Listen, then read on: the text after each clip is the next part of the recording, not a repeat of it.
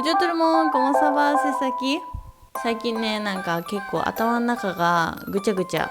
しちゃって、これが悩み事なのか、何で頭がぐちゃぐちゃしてるのか、よくわからない時でありません？私結構なんか最近そうなることが多くて、私が結構昔からやってる頭の中の整理の仕方があって、今日はそれを皆さんにもちょっとシェアしたいと思います。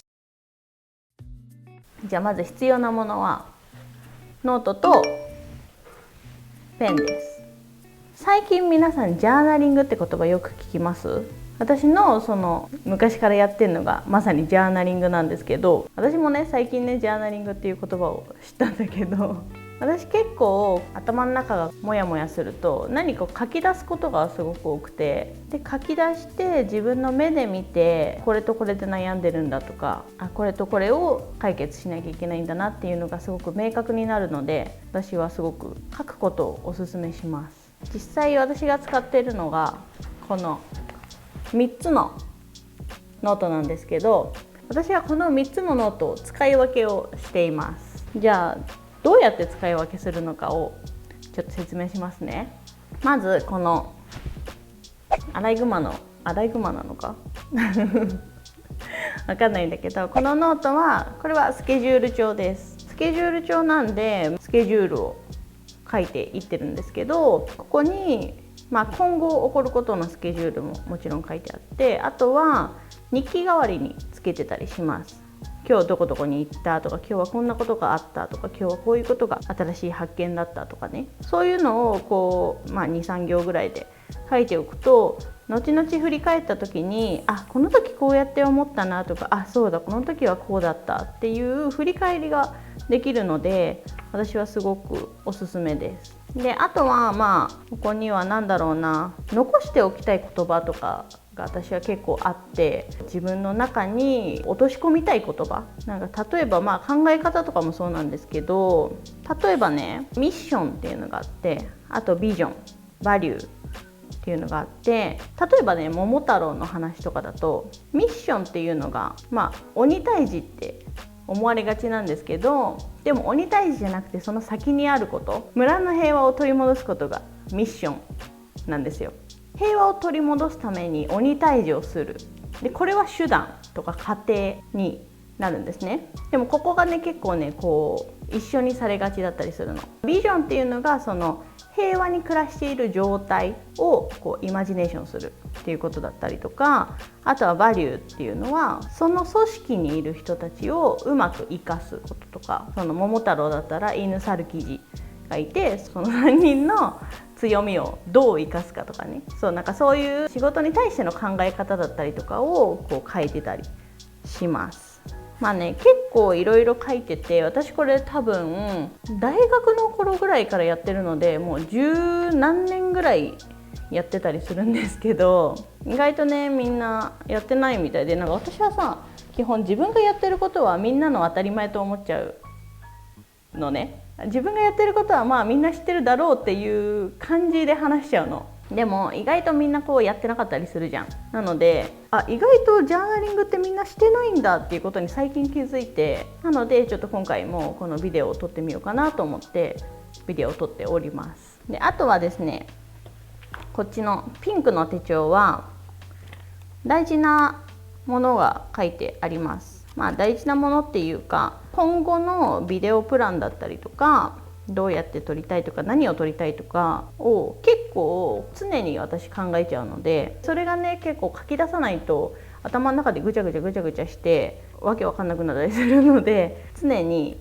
書き出すようにしてます。あと前にも言ったかわかんないんだけど、私基本的に何かを覚えたりするときは耳で聞いて、それを自分でノートに書き出すことで自分の中に落とし込むんですね。そのね大事なこととかを聞いて、でそれを自分で書き出してアウトプットして、でそれで目で見てこういう順番なんだなって確認をするようにしてます。そうすると自分の中でこういうことが分かってないんだなっていうところとかも見えてくるので、結構おすすめです。結構いろいろ見返したりする用のノートで、最後このねめっちゃ喉に落書きされてるんだけど、この白い方のノートはもうほんと自由帳です。何を書いてもいい、落書きしてもいいし、ちょっと勉強したフランス語とかの単語を書いといてもいいし、あと今後やりたいこととかやってみたいこととかをこうとりあえずバーって書き出したりしてます。例えば、次のイベントでどんなのをやりたいなとか、こういう話をビデオでしてみようかなとか、あと次日本に帰った時にどんなことをしようかなとか、どんなビデオを撮ろうかなとかね、いろいろ書いております。なので本当ね、これはもう何を書いてもいいノート。基本的には頭の中がモヤモヤし始めたらこの自由帳に書き始めます。何を書けばいいってよく聞かれるんだけど、本当なんでもよくて、自分の中の頭の中がこんがらがってる時ってさ、何でこんがらがってるかってよく分かんなくない？なので今日暑いなとかから書き始める時もあります。今日暑いよね、何しよっかな、あ、そういえばこれをやってみたかったかもな、じゃあこうやってやる、あ、じゃあそれに対して必要なことはってこうどんどんつながっていくので、書き出しは何でもいいと思います。基本的にはボールペンで書くことをおすすめします。なぜかっていうと、基本的にこのノートたちは誰にも見せないし誰にも見られないものなので、こう自分が思ってバーって書いても後からさ、こう違うって思うこともあるじゃん。消したところも後々読み返してみると、こうやって考えてたんだとか、それだったらこういう風に持っていけるなっていうまた違うビジョンが見えてたりするので、消しゴムとか使わないでボールペンで書くことをおすすめします。本当ジャーナリングの何がいいかって自分の頭の中を客観視できるので、だから例えば今後の将来の考え方とかもこのジャーナリングで書いていくこともできます。例えば今後自由に好きな時間に好きな人と仕事をするっていうテーマがあって、じゃあ本当にそれを実現するためにはどうするって考えると思うんですよ。そう考えた時に今の現状があって、そこから変えたい部分が出てきて、例えば働く時間が長いとかお給料が低いとか、あとは職場の人間関係がいいやとかね、そういうところが多分いろいろね改善点が出てきて、じゃあ最終的なあなたの将来の夢っていうのがあると思うんですね。私はもう昔から言ってるんだけど、どこでもできる仕事をしたいし、あとは最終的には自分が設計をしたお家に住みたい。で、あとは世界に2拠点もしくは3拠点の拠点が欲しいっていう将来の夢があります。で、そうするとね、じゃあ1年後やることっていうのが出てくると思うんですよ。じゃあまず1年後、例えばお給料が低い、働く時間が長い、職場の人間関係が嫌っていうことであれば、職場を変えないとどうにもならないですよね。なので1年後やることってなると転職っ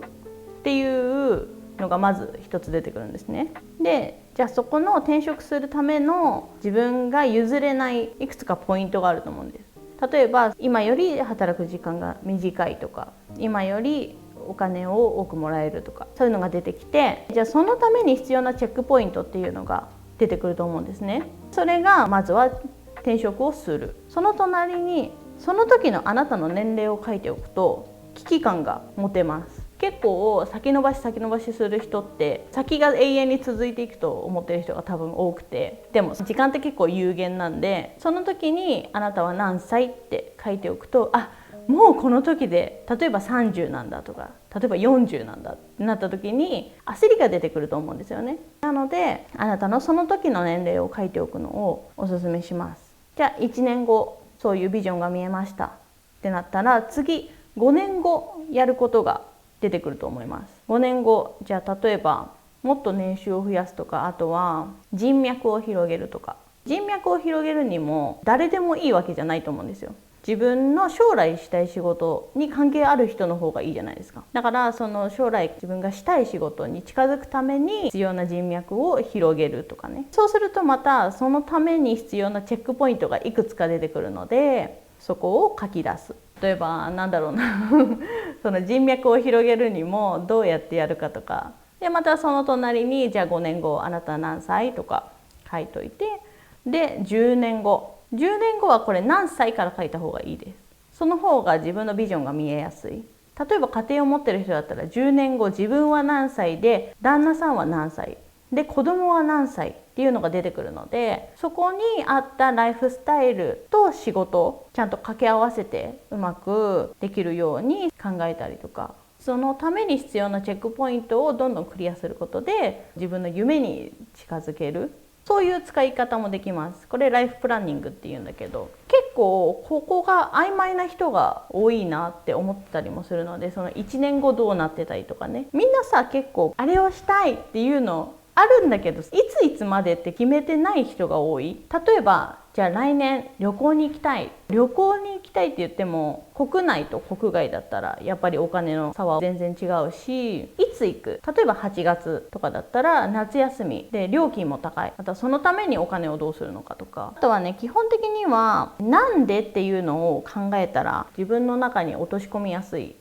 です。なんでこの人はここに来てくれたんだろうとか、なんでこの人は私に会いに来てくれたんだろうっていう部分とかを考えて次につなげようっていうのも書き出したりとかすると、結構頭の中がクリアに見えてきます。で、私もね、最初は一つのノートで全部やってたんですけど、それだと結構ぐちゃぐちゃしちゃうので、私は目的によってノートを使い分けるのをおすすめします。なので私も常に 3,4 冊ノートを持ってますねでも基本的には持ち歩いたりとかもしないし、家でバーって書いたりして終わるので、何冊あってもいいかなとか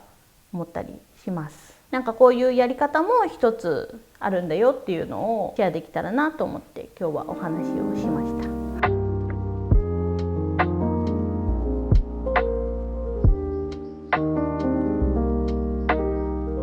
ジャーナリングのいいところは読み返して自分の変化や成長を感じられるところです。言ってしまえば自分史、自分自身の歴史、昔好きだったものや感銘を受けたもの、そういったものって頭に残しておきたくても忘れてしまいますよね。そんな時に昔使っていたノートを取り出して読み返してみると、ハッとすることやドキッとする発見があります。それが私がジャーナリングをおすすめする理由の一つです。